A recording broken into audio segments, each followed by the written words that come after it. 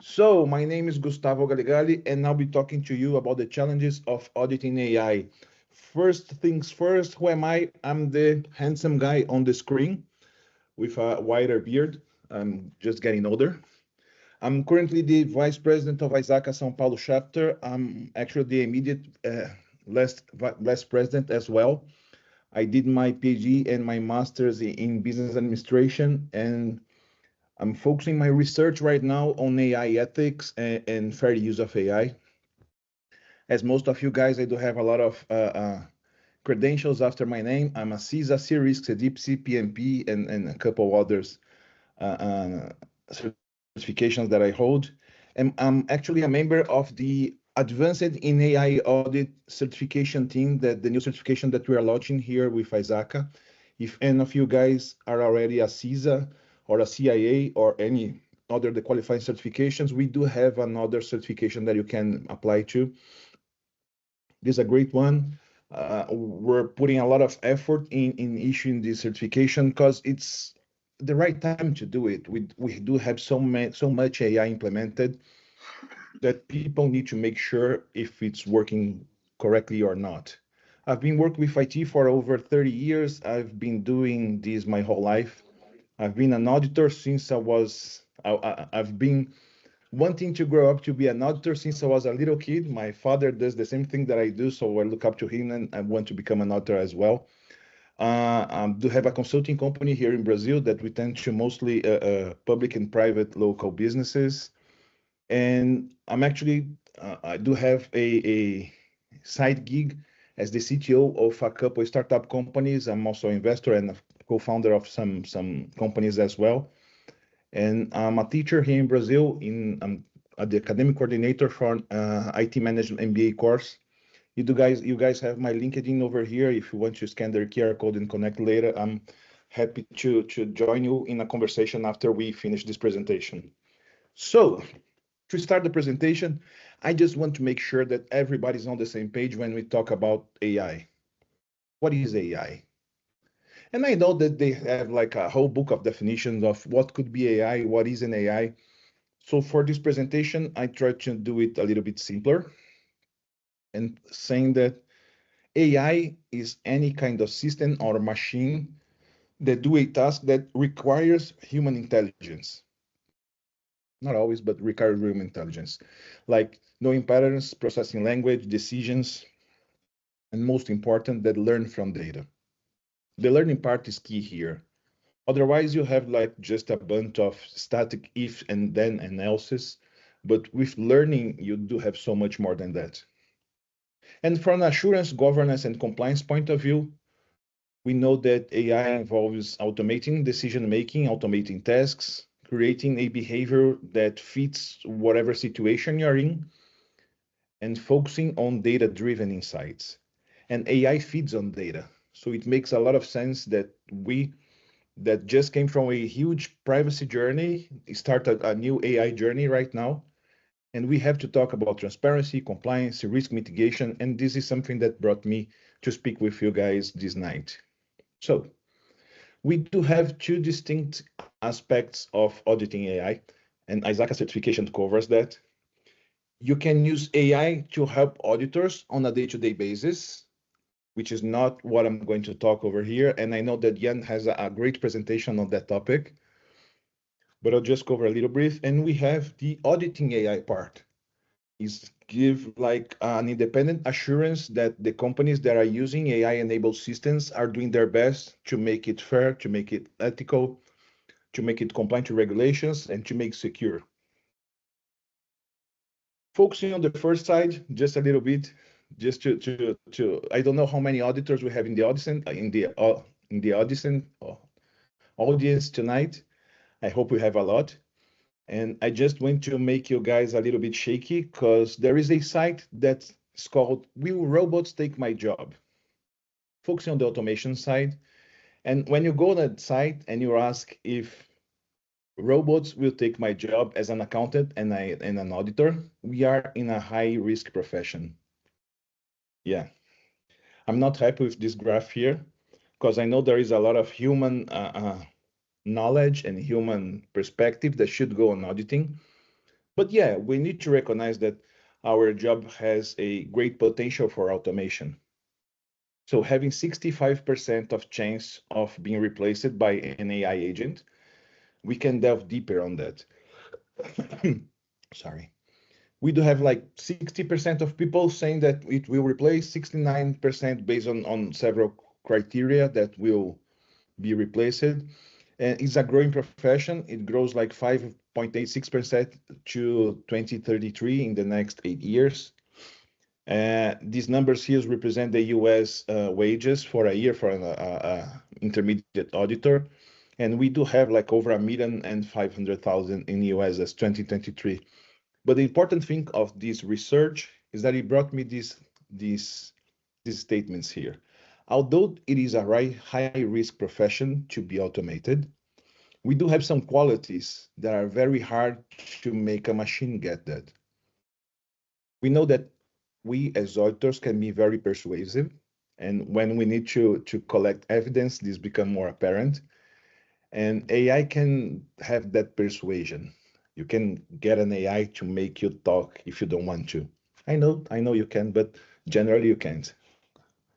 There are a lot of social clues that an auditor picks up when he's doing interview, he's doing some field work that AI can breach it. We do have a whole negotiation aspect that needs to be taken into account when you're talking about automating a job. And there's the whole concept of originality, saying that we as auditors do create knowledge. We do find something that has never been done before. We don't blindly follow checklists. So although we can be replaced by robots, I don't think this will happen in the next 8 years for the majority of the profession. Now we go to the second half here. So we can use AI to help you audit, but we should use auditing techniques on AI-enabled systems. And firstly, and I know this is something that probably goes on your day-to-day basis, we're going to look at regulations. It's a great starting point. How the world faces AI regulation. Whenever you got a green pin, it means that there is already a established regulation for AI. Here in Brazil, we don't have that yet. We do have some proposed ones that are under scrutiny of the minister of the whole politics going on here. In the US, you have like a chaotic scenario that you don't have one federal law, but several state laws that are trying to cover whatever bases they can. And we do have in Europe our the EU AI Act. This is the gold standard that we use today. So just to get a glimpse of what we're talking about, we do have like 85 already published and in place AI policies. We have 150, 60, 70 here that already being proposed and discussed, and a couple more here that are policies but are not laws. On that front, we did have the European AI Act being approved. It does have 180 articles with 13 chapters. It includes auditing among its requirements. In order to make sense of whatever audit we are expected to do for the AI Act, we need to understand the 4 levels of risk that are presented in the law. And I know I'm from Brazil, and I don't want to teach you guys your own law, but it's something that we need to recognize because most of the countries in the world are using a similar approach for AI risk. Although the types of systems that are defined as high-risk systems varies from country to country, from what I found on my research. The approach to categorize AI systems into risk levels is something that is going to be used throughout the world. We do have like low-risk systems. It includes like video game AI. It includes some chatbots over here. It includes some things that are not really that complex and does not pose any kind of immediate danger. Although you might say that AI used in video games are targeted to children, probably, and some young adults, that might represent a greater risk. But in terms of doing our day-to-day things in life, doesn't represent that much of a risk. We do have like limited risk that you must use transparency requirements to make sure that you are speaking to your audience and telling that how do you use AI in your system, your company, your decisions on a day-to-day basis. And you do have high-risk systems that I'll go over in the next slides. These have stronger requirements, stringent requirements. They need to be approved, they need to be audited, they need to be checked, they need to be constantly monitored to make sure that they don't do any damage to whatever they're working on. And we do have like an acceptable risk category that anything that can manipulate an individual without his consent or social scoring, it can be done. And I do have personal experience on that one. I used to have a startup that I had already sold, that I developed an engine to mass produce digital ads, like for Google ads and campaigns, etc. We didn't use Gen AI for that. I proposed a combination of predictive analysis to change a very small parameter, visual parameter in each ad. So you have like 100, 200,000 ads, one with a black shirt, a green shirt, a blue shirt. And I would tag you whenever you click in that ad. So whenever I'm going to deliver you another ad, it retains that information. If you click with me with a black shirt and I'm going to offer you a car, I will show you a black car first, just to get the concept. But we did something for this company that in our founding documents, it was stated that we could not sell this to politicians, and election related stuff, because there is a strong capacity not to manipulate but to direct people to do whatever you want, and this is something that we didn't want to be involved with regarding politics. So there are some risks that are not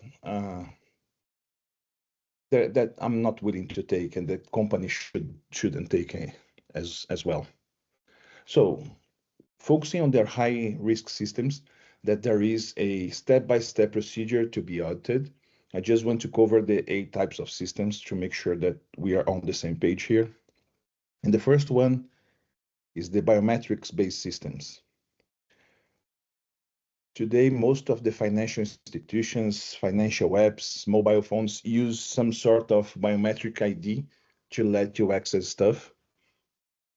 You do biometric KYC, know your customer procedures, and people are using AI more and more to not only make this procedure more seamless, but you are starting to get information on the subject. Like, why does he look like that? What does it mean for people who have the certain characteristics, have certain behavior? How emotions can be recognized and work upon? And this is considered a high risk systems that need to be approved to be in place, because you can have a lot of bias in the AI systems that are expressed by biometric parameters. If you have, and this is something that impacts me directly, if you have any kind of systems involving educational, vocational training, or delivering content in a general manner that teach people to learn something, it is considered a high risk system. Imagine that you have a situation that you have fully AI generated content for kids that have no human supervision whatsoever. And when you put this to work, you want to make sure that whatever people are learning from the AI makes sense and is true. And we all know that AI can hallucinate, and hallucinations do make bad examples for that. So if you have an education system that is an AI and that is an AI enabled, it must be audited. It must be categorized and go through the whole process. We do have critical infrastructure protection using OT, operational technology and stuff, pollution management, and all sorts of power plants, nuclear plants, and water facilities. These are considered strategic assets for the government, and they should undergo like more scrutiny to have AI being working on them. Imagine that by some defect, AI systems decide to open a valve or close the system or close a gate or something like that. So because of the impact that AI decisions could produce, these become high-risk systems. We do have employment-related stuff here.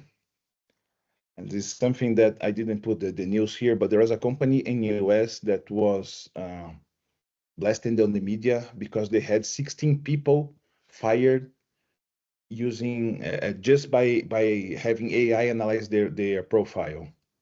AI analyzed whatever they commit on GitHub, how they interact, the messages they send, whatever data they could gather from these employees. And the AI they had decided to fire these 16 people without any human interaction and intervention. Again, this is something that against the law, this is something against the new law that you can have. If you have any candidate selection procedure that might be subjected to AI decision, it must be classified here as well. Whenever the government use AI to deliver services to its public, to its citizens, it become high-risk systems. Here in Brazil, we do have a couple chatbots that are government-owned to help you with the day-to-day bureaucracy of dealing with the government. And if we were to follow the EU rule, this should be classified as high-risk system. We do have that for law enforcement, for the whole democratic and justice systems. Here in Brazil, we do have a lot of problems with lawyers submitting like pieces made completely by ChatGPT with the tag in the end. If you want anything else, just ask me, and I will build that for you. So again, these are high-risk systems, and this is something that we don't have much in Brazil, but migration and border control using AI can make some bias seems worse than they are and decreases the whole experience. So this is a high-risk system as well. All high-risk systems should undergo this four-step procedure to be authorized, to be sold and used and signed upon. It is developed. When it is developed, it needs to go through any conformity assessment that with an auditor hat, we call it like a compliance audit.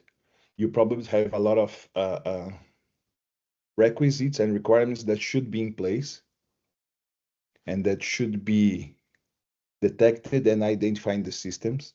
We do that for a couple of systems here in Brazil. For instance, if you have like a ticketing issuing system for cars, you need to have that audited. If you're having like a fintech that will collect money from people, you need to have that audited. And for those two cases, you need to have a CISA to sign that report as well. Once it undergoes the assessment, it will be registered in a database from the whole European Union with all the AI systems that are approved to be sold and working. So if you see something that's being marketed for people but it's not registered here, it might not be legal at that point. And after that, you need to make sure that the whole cycle is working, because whenever you do like a huge update or have something changing on the platform, it still needs to go to the same cycle over and over again. Because of that, I have compiled, and this is something that is always changing, a list of challenges that I face when I'm auditing AI-enabled systems. This is mostly on what we are going to talk about. The first visible challenge, and this is the one that got me most, is the accountability challenge. We don't have in Portuguese a single word translation for the word accountability. And I should have asked before if you have that in Polish. I don't know if you do, but when you don't have a word for that term, it's hard to make sure that people understand what that means. We use a couple words, but does not convey the same sense of accountability. And I usually explain accountability here is like the responsibility that it's innate and exclusive to your job or whole position. You can delegate responsibility, but you cannot delegate accountability. If you're like a dev manager and your developers just screw up because you made them responsible for the system development, you are accountable for that. The same goes with AI. I'm finding harder and harder to find who is accountable for AI inside the company.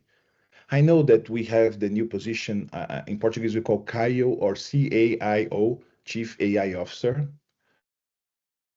But to put all that pressure in a single person, I'm not going to say that's not fair because people are very well paid for that, but it's not that easy. Because accountability in using AI makes us question some decisions that AI can make. For instance, we all know the trolley problem. You guys know the trolley problem. This is a moral dilemma. And the cool things about dilemma is no matter what choice you make, both are bad. And you might argue that one is worse than the other. So the trolley dilemma says that you are here with a stick controlling a lever that can make this trolley goes to the left or to the right. If you don't do anything, the trolley will go right up here and kill 5 people. 5 unknown people that are not related to you, they are not related to each other, they are not famous. It's not somebody that you're particularly worried about. It's just 5 random people.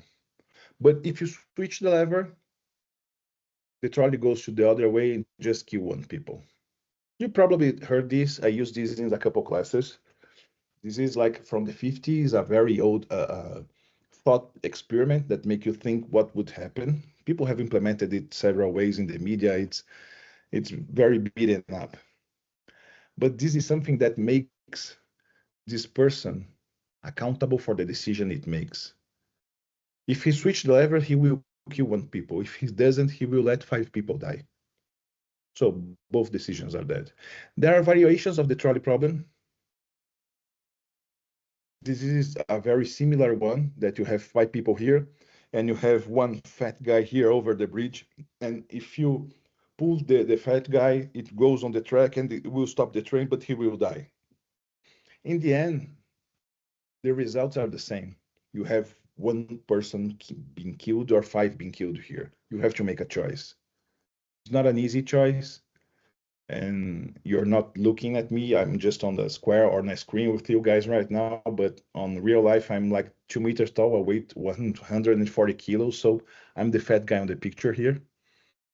And when this happens, when these kind of decisions are made, the accountability is very clear. But these are very simple decisions. In real life, we have much more complex decisions that need to be made. And we are in the process of using AI to automate most of these decisions. But when AI is operating the lever, how can you make sure that AI is accountable?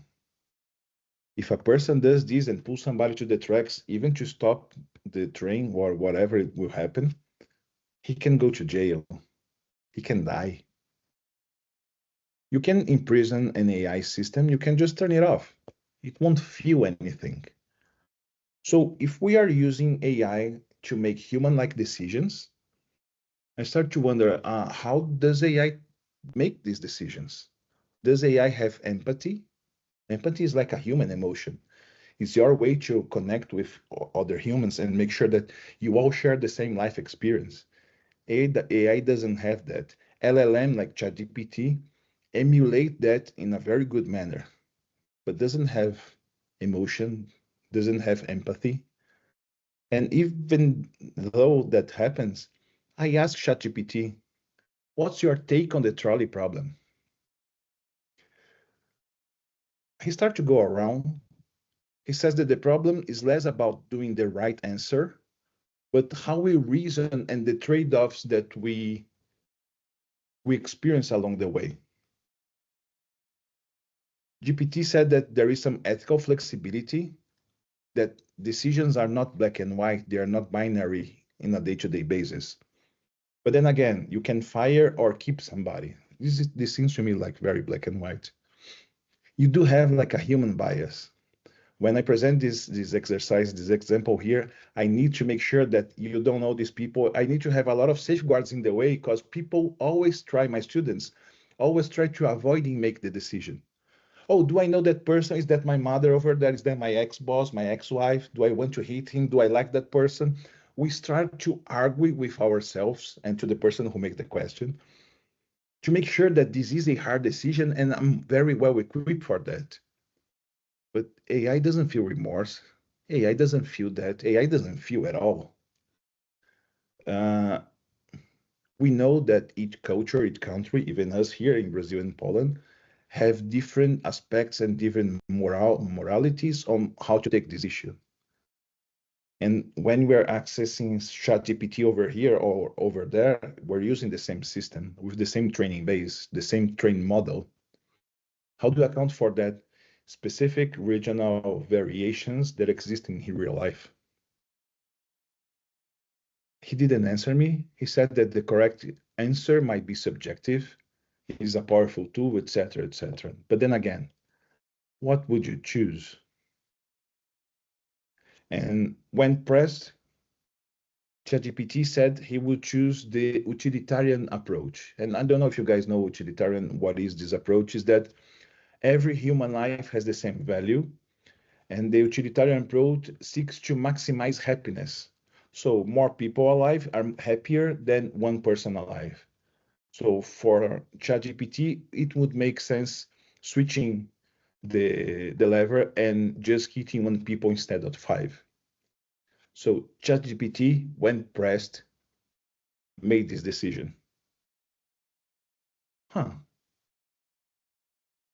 If you were to automate like a trolley's lever with ChatGPT and it had sensors on the track that detects people lying down, it would make a count which track has more or less people to make the decision.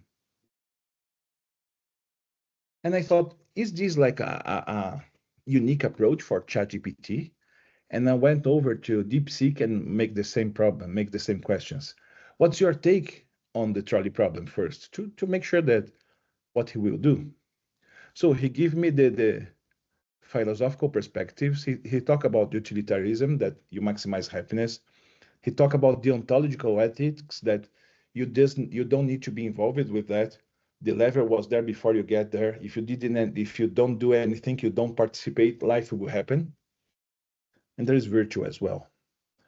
And when he was trying to decide, he took all the possible answers: action versus inactions, outcome versus intent, emotion and rationality. But he didn't choose first. Not only that, he asked me, what's my point of view? What me as a human would do in that situation?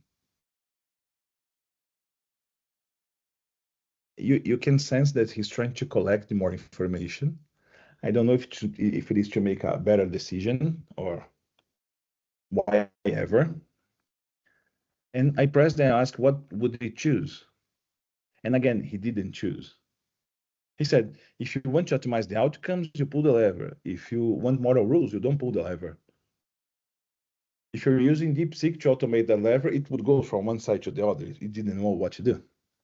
So I pressed again and asked, what is your answer? And he said, my answer is to expose how morally conflicted this is. He didn't choose a single answer. And again, he asked, would I pull it? What is my gut reaction? Would I do it? And I know trolley problems are like something fantastic, something that would not happen in real life unless we take the tracks, put a road, and put like a smart car over there. And now you have a Tesla or an electric car that has self-driving capabilities, and it needs to make a choice. Will it hit these people and kill them to save people inside, or to swerve the driving to hit the barrier and save these people, but killing people inside? Now we have a dilemma, because no sane government would approve a car that would drive over people to save its occupants, because it's a road hazard. On the other side, I would never, and I hope people would never enter a car that wouldn't value the safety of its occupants before everything else. I don't want to be in a car that will hit a barrier to save other people, but not me. So we are in a dilemma over here. More than that, if the car goes ahead and hit these people, Who is accountable for that? Is the passenger on the driver's side that's not driving because the car is doing all the driving? Is the car maker that built the car and make it possible to hit people? Is it the programmer that did the algorithm and the model training that make the decision to go ahead? Who is accountable for that? We don't have like an immediate response for that. Response for that, but we need to find an answer. This is why discussing accountability first at companies is important. Whenever you're using an AI-enabled system in your company that automate any kind of decisions, you need to pinpoint who is accountable and responsible for those decisions. People can say just, oh, AI did that. It's not with me. AI did that. It's not my fault. We can say that. Just on the end, I asked ChatGPT if he could choose the other way, and he said, if I were to choose the other way, I would not pull the lever. This way of showing the thought process shows that AI can do whatever we want them to do. It doesn't have like an innate ability to be moral, to be ethical, to have empathy. And we project those human emotions on AI. So when we bring back accountability for the companies, this is something that I usually discuss first.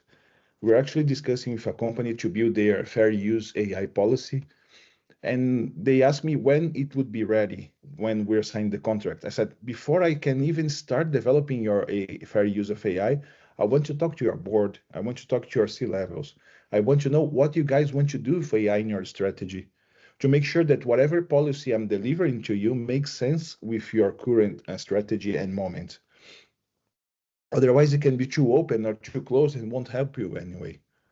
So we must stop looking at AI like a compliance problem and looking at it like with strategic eyes. Because of that, we do have like the fair use of AI challenge. How fair is fair? Can I use AI to code? Can I use AI to develop my products and sell this to customers? Can I use AI to develop it, to test, to make sure it works, to package it, and then to sell it? Do I need to be involved at all with whatever we are doing? Can any employee use any AI to do whatever he wants in his day-to-day job? Should I know what he's doing? Should my supplier chain, my vendors using AI should inform me? Does that impact me? Fair use is something very hard to pinpoint how it works, what is fair, what's not, because it varies for company to company, market to market, size, company by size. If you have a very small company to a very large company, the fair use is something different because you have more resources for that. We do have a challenge of transparency as well. Imagine that the car did hit people here. Would the company that created the self-driving car come forward and say, sorry, my bad, we did that? Are they ready to be transparent enough to show this to everybody? Do we have any form of regional training? How do I know that Polish people made decisions the same way that Brazilian do?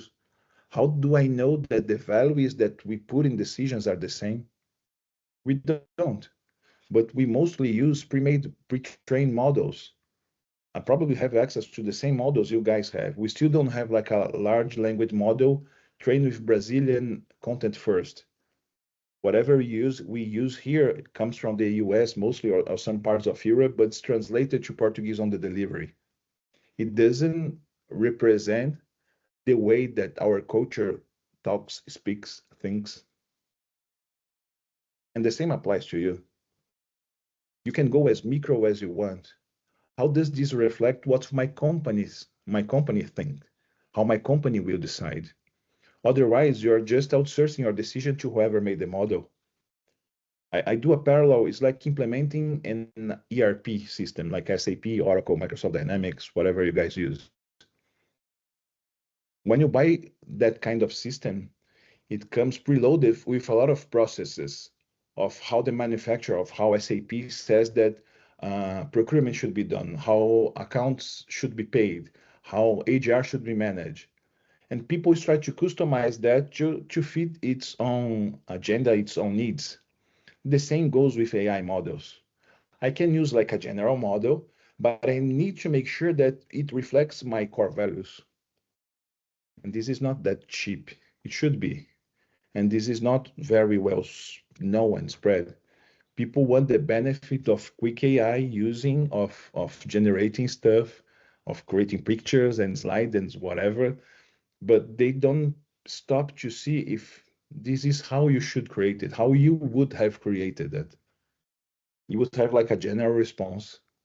And you can raise your hand there and argue that you have RAG, we call it RAG, that you can upload your own content to a pre-trained model and make it work. Yes, you can.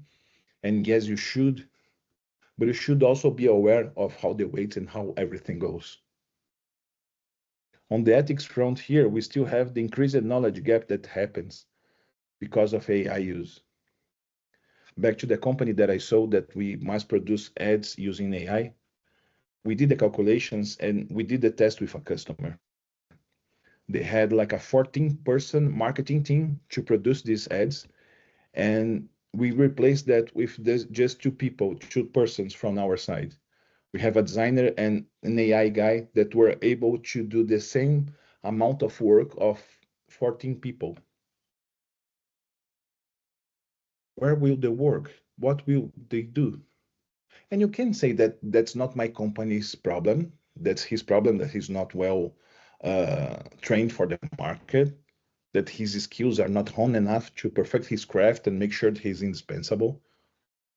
We need to have like a fair use of AI, a right use of AI inside the company. Whenever you're doing something that might automate something or take some jobs away, I think that companies need to make sure that they know what they are doing. They know why they are doing that, and they know the consequences. And these go directly against some ESG concepts that you need to have people first.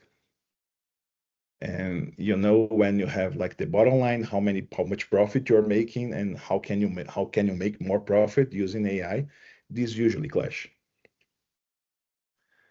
We also have bias, and this is like my own personal research project right now. This is something that as an academic I'm working on. I'm writing an article on evaluating different bias for LLM. And when I say bias, for instance, we can talk about racism, sexism, ableism, ageism, because however the model was trained was not rich enough or diverse enough to make assumptions for other cultures, for other races, for all the sexual distributions. If you ask for a simple system to select candidates for an IT job, it will probably choose males over female because you have more male working, you have more data to train the model using male CVs, etc. And when we were designing the Advanced AI, Advanced in AI Audit certification with ISACA, I'm developing some questions as well. And for those of you who are certified already or in the journey, you know that ISACA likes to answer, what is the best way to do something? What is the correct way? What is the first thing you should do? And one of the questions that we're discussing that sparked this discussion here is, when you detect bias in a model, what is the best approach for the AI auditor to do? And most of my colleagues were saying that the model should be retrained. And it makes sense. But training a model is a very costly procedure.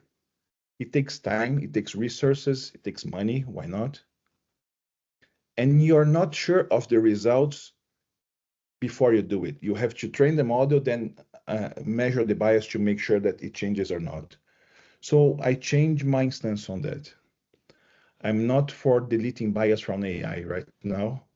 Using the transparency hat. Whatever bias a model might have should be declared first. Whenever you're talking to a chatbot or to a recommendation system, whatever systems, you should have like a sheet telling you what bias does this model have and how strong this bias is. And sometimes bias is a good thing because it represents like the culture. It represents how people want to make those decisions. But I think, in my opinion, and this is something that I'm fighting for, is that we should be able to make informed decisions whether to use or how to use an AI system. So if we can take bias out of the picture, at least we need to understand how much bias does it have. On the challenges, so we cover ethics over here. We have some goals and objectives, and this is something crazy because companies doesn't really know what to do and what to expect from AI-enabled systems. You have those dreamers that I want an agent, a swarm of agents that will do the job of all my employees. And you try to explain to reason with this guy, that's not how it works usually. But people fail to understand that there's a whole hype using AI right now. This is why I'm talking about AI with you guys. And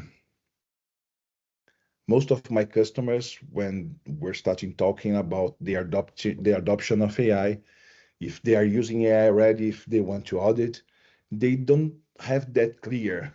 They treat it like an exploratory project. Let's use AI and see what happens.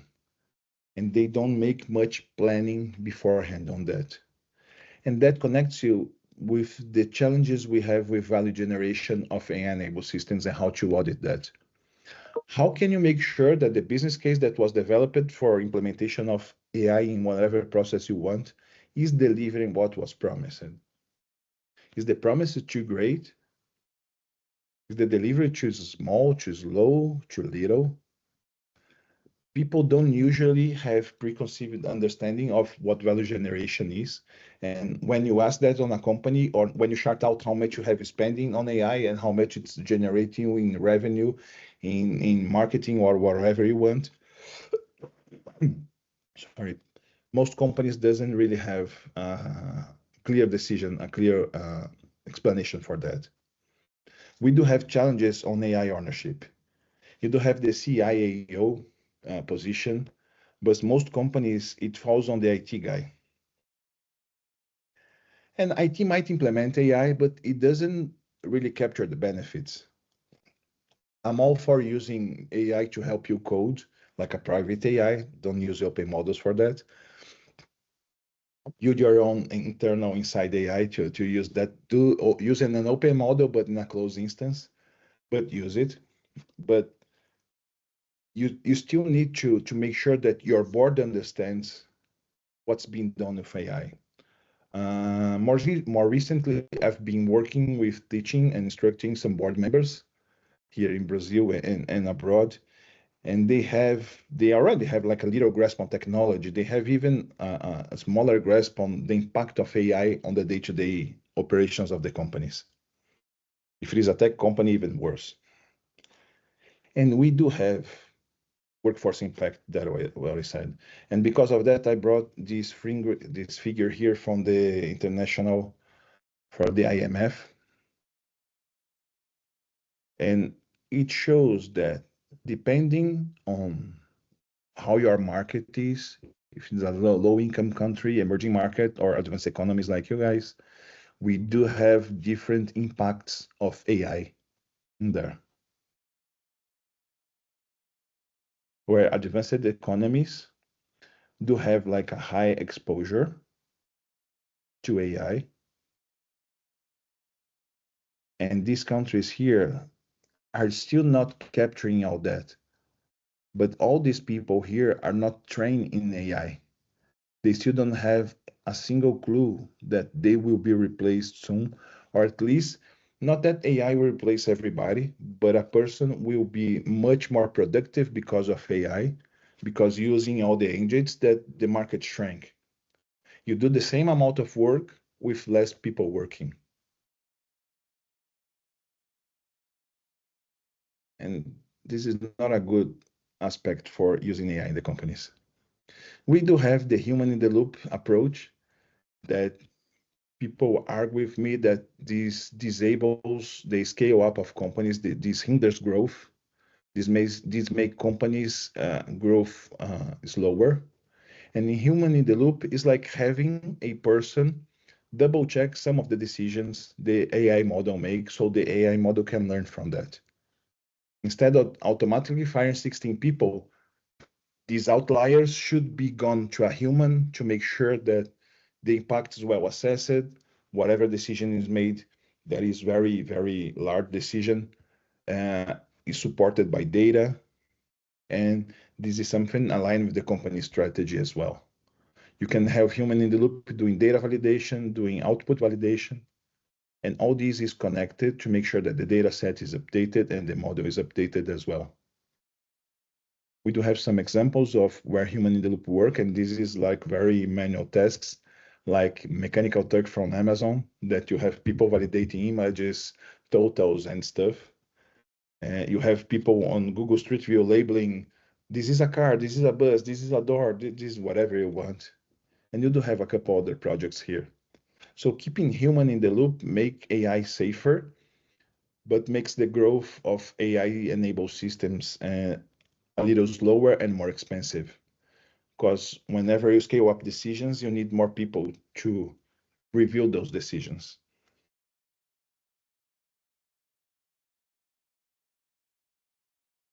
We do have the concept of AI explainability. And although we create LLMs and other AI systems, we're still not sure of how they work. We know all the layers and all the decisions and how the weights work, but to make sure that one decision was made this way or this text chain was outputted by this LLM is something that we don't have full grasp on that. And being able to explain how a decision was made is something key to auditing. How can I audit an AI systems that whenever I use the same data, it gives me a different response? And this is what ChatGPT does. If everybody that's listening to me open a ChatGPT and ask the same questions, you probably have like a dozen different answers. And most of the audit work that we do is like a scientific work, scientific method. If you put something as an input and you do these sets of activities, you have these outputs. And whoever put the same input and does the activities will have the same output. And that's not sure, that's not clear with LLMs. We have a non-deterministic systems that every input generates a different output. So have explainability increases the auditability of the model. And we do have bias on human in the loop as well, but we have human bias here that people are deciding against what is best decided by AI. I have a friend who is working a fintech here developing credit scores without racial bias. She wants to make sure that they have like a risk systems for taking credit that doesn't take in concern, that doesn't use race to make those decisions. And you can say, sure, you just remove race from the training and that's done. That's not really it. You do have like a lot of proxy data for race. If you say like family composition, income, where the person lives, how much did he study, you can pinpoint the race quite simply, quite frankly, quite precisely. And lastly, we do have a whole chapter here on model training. This is something that you might have seen in the news, that OpenAI, that Meta, that most of the platforms didn't have consent to use all the data they used to train the models. I'm not even talking about synthetic data here, using the whole Wikipedia to train your model, using a whole set of books that have been digitalized to train your model. This is the privacy aspect of the stuff. Do you have consent for that? Could you do that? Those entrepreneurs say it's better ask for forgiveness than for permission because the deed has already been done. The model was already trained. You can untrain the model. We do have some challenges when auditing the model training regarding the data quality. Although we have consent, is this the best data that you want to use? Does this represent all the cases that you are putting forward? The bias can be detected here, sometimes can be solved here as well. We do have some privacy challenges when auditing AI, because you might not use some private data to train your model, but as long as people are working with the model, are using your model, and you're collecting that output to retrain your model, you might put some private information in there. I was talking to my wife, and we do have like a subscription to ChatGPT here, so she can use it well. And she started to use it like a therapist. She got like a therapist prompt and said that it's working marvels. She started to talk with ChatGPT as if it was a friend. She's like into cooking right now. She was doing like chocolates for Easter, and she was trading recipes with ChatGPT. And I said, it doesn't make sense to do that. It's not like he's collecting that and he's happy to have that data. He's just responding in the same tone that you're talking to him. And you might share information that's private to you that he will understand about you and maybe use it like in a general way with other people. She still doesn't quite get it, but we are working on that. You do have like problems and challenges with model retraining. You have challenges with model debugging to make sure that you understand where the error is, the bug is. And this is something that's not easily done. So you have all these challenges that I want to say there will be overcome. But this is what I see as an AI auditor on my day-to-day basis that makes me not lose my hair because I'm losing it already, but makes me wonder if the companies are really being serious about the use of AI. And most of that just want the benefits, and they don't want to discuss the control issues, all the issues that come with the use of AI. And if you can help the companies that you work or are our customers to increase a little bit maturity, I think that we are on the right path for that. I also want to make sure that next week we have the AAIA ISACA certification available. It will be exclusively launched for CISA, CIA, and CPA holders.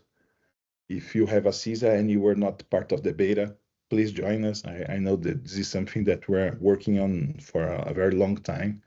We're still making more and more questions to make like a broad question base there, but puts ISACA in front of this movement. We're in control of the AI compliance framework here, and quite frankly, we are first to do this one. And I hope I could share most of what I've been looking in the market, what I've been seeing, and I hope you guys like this presentation. This is the content that I have for you.